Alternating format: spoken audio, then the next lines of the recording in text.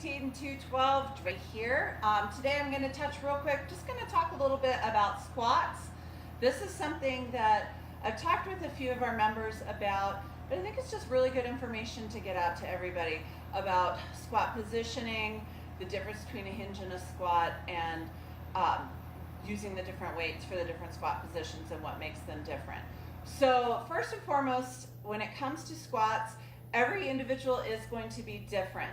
You might have heard in the past that little things like your toes always need to be straight, or if it's not ass to the grass, it doesn't count. That's not necessarily true for each individual. Squats are very individualized based on our anatomy. Everybody's pelvis is going to be shaped differently. Everybody's femur is going to be longer or shorter depending on that person's genetics. And where the pelvis and the femur meet in that socket, the angle of that socket does make a difference for how your squat mechanics are going to work. Men versus women also going to be different because of, again, pelvis shape and size. Science behind us now. Let's talk a little bit about the mechanics of the squats and what we do here in the gym. So one thing I want to talk about though is my last video I did talk about kettlebells and hip hinging, and we talked about when you're doing a hip hinge that your tailbone goes back first. So the difference between a hinge and a squat is going to be where that movement initiates. Again, with your hinge, you initiate at the hip, that tailbone goes back, your knees do bend slightly, but you're focused more on that hip hinge. With a squat, you want to have the hips and the knees initiate at the same time. What that's going to do is the angle of your tailbone is going to be different. So instead of going out, it's going to be coming slightly down. So I'll demonstrate the two. I'll start with the hinge and then I will do a squat. So a hinge, hips go back first, and then you return here. With a squat, your hips and your knees are going to break at the same time, and then you're going to come back up. Notice too that my chest stays up more.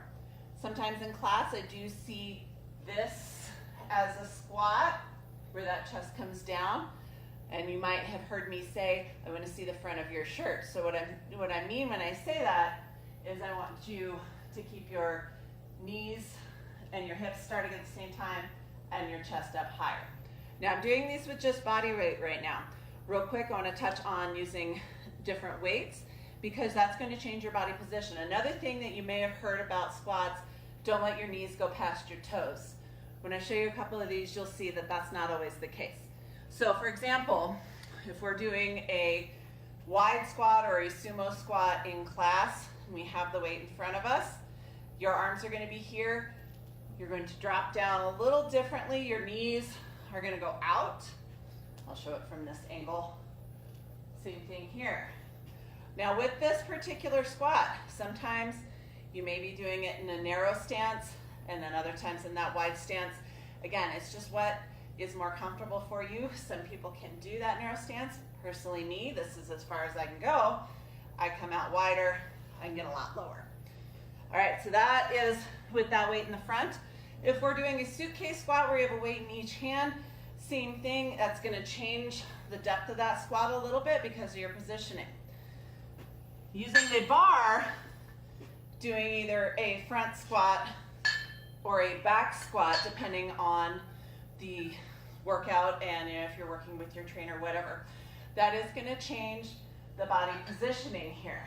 So with a back squat, you're having to keep your chest up much taller and your knees are going to bend differently. Now you'll notice here, my knees do come out over my toes a little bit, but they're not blowing up.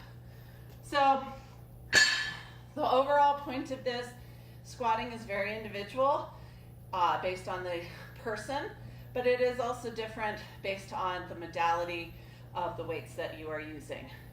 If you are interested in learning more about squatting, I've got another round of my semi-private strength training group starting right after the first of the year.